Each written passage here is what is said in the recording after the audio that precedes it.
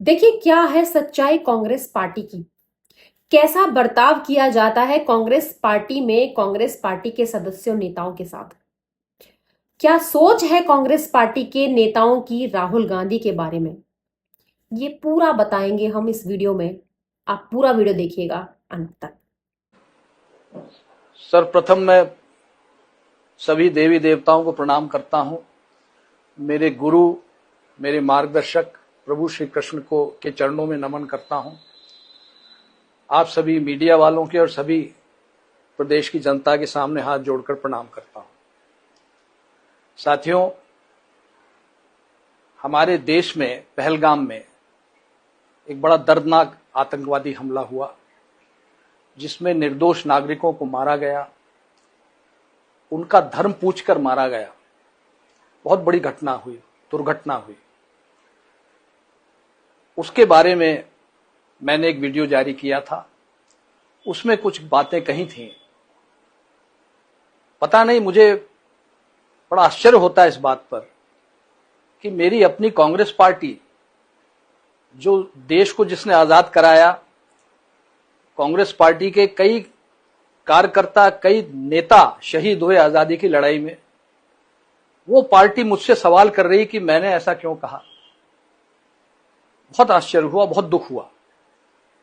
मुझे नोटिस दिया गया, मैंने उसका जवाब दिया। उस जवाब को संतोषजनक इसलिए नहीं माना गया कि मैंने उसमें राहुल गांधी प्रधानमंत्री बनेंगे नहीं लिखा था। ये जवाब में नहीं लिखा था, इसलिए उसको माना नहीं गया। और मुझसे कहा गया कि मैं ये लिखूं उसमें कि राहुल गांधी प्रधानमंत्री बनेंगे तो नोटिस वापस ले लिया जाएगा। मैंने मना कर दिया। मैं कोई ज्योतिषी नहीं हूं। और उन्होंने मुझे पार्टी से 6 साल की निष्कासित कर दिया। निरंतर राहुल गांधी के इशारे पर सेना से सवाल किए जा रहे हैं। क्या ये अच्छा है? देश के लिए अच्छा है? बिल्कुल नहीं। और नियम ये है, उस संसद के नियम नहीं जानते हैं। नियम ये है कि संसद में केवल डिफेंस बजट पर चर्चा कर सकते हैं। डिफेंस की रणनीति पर कोई चर्चा नहीं कर सकते, न डिफेंस, न पार्लियामेंट में, न बाहर। ये नियम है। क्योंकि जो पुलवामा हमला हुआ है, इसमें हमारे जवान शहीद हुए हैं, वो इसलिए हुआ कि इंफॉर्मेशन लीक हो गई थी कि ट्रूप मूवमेंट कहां से हो रहा है, और उसका परिणाम हमारे जवानों की जान देकर हमको भुगतना पड़ा। तो इस तरह की अनर्गल बात करना क्या उचित है? फिर जब पाकिस्तान का प्रधानमंत्री यह कह रहा है कि वो उन्हें रात को 2:30 बजे पता चला कि उनके सारे हवाई अड्डों को तबाह कर दिया गया है, कई उनके लड़ाकू जहाज तबाह कर दिए गए हैं, तो उसके बाद राहुल गांधी का ये पूछना कि कितने हवाई जहाज हमारे गिर गए, आप पाकिस्तान के प्रधानमंत्री से भी एक कदम आगे निकल गए। ये बहुत ही एक दुख की बात है। और सवाल अब मैं कर रहा हूं, जवाब आपको देना है। कांग्रेस वो पार्टी है जिसने देश को आजाद करवाया, कई देशवासियों ने अपनी जान दी। क्या इसलिए दी है उन्होंने जान कि हम अपनी बहादुर सेना पर सवाल खड़े कर सकें? तुम्हारे अनर्गल अनावश्यक बयानों के कारण तुम कल्पना नहीं कर सकते हो कि देश की जनता कितनी आहत हुई है। आज कांग्रेस का कार्यकर्ता तुम्हारे बयानों के कारण सर उठा के सम्मान से चल नहीं पाता है, जबकि दूसरी पार्टी के कार्यकर्ता सम्मान से सर उठाकर चलते हैं, स्वाभिमान से चलते हैं, सिर्फ तुम्हारी बयानों के कारण।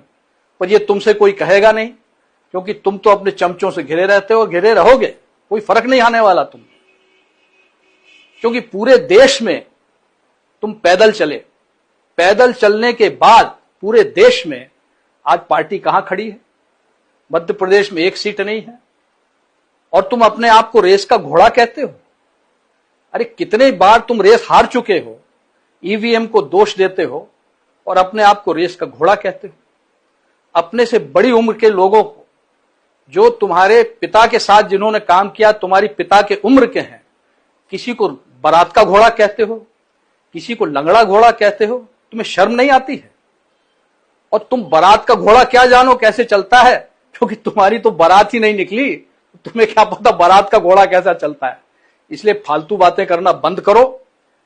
जो बुद्धिजीवी तुम्हारी पार्टी में है, जो समझदार लोग हैं, उनसे राय लो, और नहीं तो पार्टी का अंत देख रहे हो, आगे अंत ही होना है पार्टी का। पार्टी बिखर जाएगी, बिखर ही रही है। साथियों, आज समय आ गया एक नई कांग्रेस गठन करने का। आवश्यकता है हमें उस पार्टी की, ऐसी कांग्रेस पार्टी की जिसमें जनता, कार्यकर्ता निर्णय लें और कोई ऊपर का हाई कमान न हो। फैसले हम बैठकर लें, कार्यकर्ताओं के बीच में फैसले लें, चौपालों में बैठकर लें, मैदानों में बैठकर लें, और तभी एक ऐसी कांग्रेस पार्टी हम खड़ी कर सकेंगे जिसका कार्यकर्ता स्वाभिमान से सर ऊंचा करके चल सकेगा। जहां तक रहा पार्टी के विभाजन का सवाल, तो स्वयं इंदिरा जी ने पार्टी का विभाजन कराया था, कौन सी नई बात है। और तुम्हारे कार्यकाल में तो 3-3 बार विभाजन पहले हो चुका है। और अब समय आ गया है कि मध्य प्रदेश में भी एक ऐसी कांग्रेस का गठन हो और ऐसा संगठन बने जिसकी सोच कम से कम राष्ट्रीय सोच हो, और राष्ट्रहित को सर्वोपरि रखकर वो कांग्रेस पार्टी का काम करे। और यह होगा, अवश्य होगा। दूसरी बात, नरसिंह राव जी हमारे प्रधानमंत्री स्वर्गीय, जो कांग्रेस के अध्यक्ष भी थे और जिन्होंने देश को एक नई आर्थिक दिशा दी थी, नरसिंह राव जी ने, मनमोहन सिंह जी ने। तुम्हारी सोच लोग नहीं जानते हैं, पर मैं आज मैं आप सबको बताना चाहता हूं साथियों कि नरसिंह राव जी का जब निधन हुआ था, उनके पार्थिव शरीर को इन लोगों ने कांग्रेस पार्टी के दफ्तर में रखने नहीं दिया था। इतनी नीच हरकत इन्होंने की है, ये कई लोगों को मालूम नहीं। आज मैं आपको बताना चाहूंगा, और मैं गलत हूं तो बताओ मैं गलत हूं। मनमोहन सिंह जी, जिन्होंने नई आर्थिक नीति बनाई जिसके कारण आज देश एक मजबूत स्थिति में पहुंच गया है, और जीएसटी जो लागू करी, उनकी सोच थी, वर्तमान सरकार ने उसको लागू किया जीएसटी को, जिससे करोड़ों, लाखों करोड़ों रुपया आज भारतीय कोष में आ रहा है, और जिससे सारे निर्माण के काम हो रहे हैं, सड़क बन रही है, हवाई अड्डे बन रहे हैं, हम लोग हथियार खरीद रहे हैं। ये क्यों? क्योंकि हमने उस जीएसटी का उपयोग किया है। तुमने उसका विरोध किया, उसको कहते हो गब्बर सिंह टैक्स। तुम कुछ समझते नहीं तो अपना मुंह बंद क्यों नहीं रखते हो? तो साथियों, मैं आपसे आज यही इंसाफ मांगने आया हूं, और मैं मध्य प्रदेश का दौरा करूंगा। अभी वर्षा काल आने वाला है, किसान व्यस्त है। जब किसान फ्री हो जाएगा, मैं मध्य प्रदेश में दौरा करके जनमत हासिल करूंगा, और हम लोग सब मिलकर एक ऐसी कांग्रेस पार्टी का गठन करेंगे जिसे कार्यकर्ता और जनता चलाएगी।